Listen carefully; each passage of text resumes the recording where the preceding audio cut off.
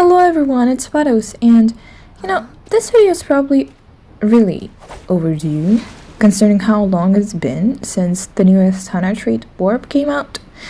It's probably been like 3 weeks since then, but still, even though I've missed the opportunity to talk about it when it first came out, and it's quite some time in already, I wanted to share my thoughts and my opinion on it, because I feel like my experience hunting with it could be a little bit different from other people's. Disclaimer, I don't feel like warp trade is bad, but it's just that I play very specific hunters who, in my opinion, the warp trade is not compatible with. So most of my complaints will be coming from here, but it doesn't mean that I don't like the warp traits. Actually, warp trait could be very great. It has such big potential, and I swear to God, if I used hunters like Bonbon or Gamekeeper or Hellember, I'd probably use it in every game, and I'd be so happy that I now have a chance to actually pressure someone. But as a Dreamwitch Naiad player, my playstyle is very different from those hunters who actually need or want to have warp trait. So let's go into this a little bit, right? So when I play Dreamwitch, first of all, I have to have a consistent chase, which traits have to help me with, because Dreamwitch obviously doesn't have anything besides Patroller or Blink. I tried going warp sometimes, and I failed. I mean, there were some won matches, but it was just painful, it wasn't fun, it was too hard and too easily counterable. I feel like warp is way less consistent than Blink or Patroller, for example, so I did not enjoy using warp because there was too much risk in it as a Dreamwitch main. If I miss one warp, I'm probably not getting anyone down in like another 80 seconds, which is too much. It's 3 ciphers done. 80 seconds is basically 3 ciphers done, and it's painful, it's ugly, it's absolutely terrible. I just hate it.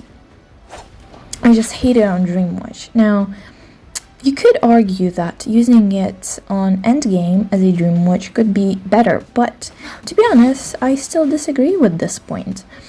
Because you would use warp late game to pressure ciphers and like people healing and stuff and catch up to them, but the thing is, Dreamwitch also has like one of the most, if arguably not most, strong map pressure in the entire game.